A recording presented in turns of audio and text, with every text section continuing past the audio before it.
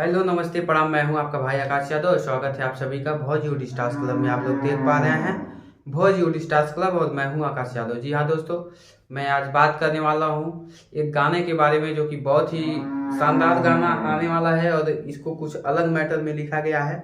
और इस गाने के लेखक हैं संजय सराबी। और पोस्टर मैं आप लोगों को दिखा देना चाहता हूँ। पोस्टर आप लोग देख लीजिए।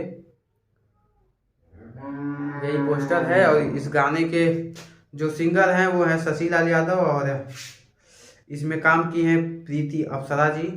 और साथ में गाई हैं शशि लाल यादव के साथ में गाई हैं प्रभाराज जी, जो कि आप लोग जानते हैं कि इन दोनों की जोड़ी काफ़ी हिट रही। कर से कबूतर से लेकर बहुत सारा गाना इन दोनों जोड़ियों ने बहुत सारा हिट गाना दिया है इंडस्ट्री के लिए।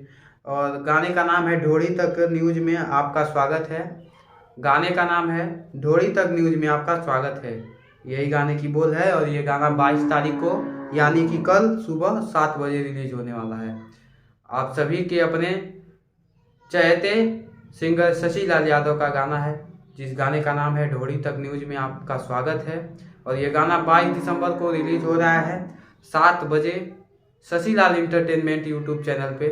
तो प्लीज़ आप लोग जाइए और देखिए और ढेर सारा प्यार दीजिए। Love you all.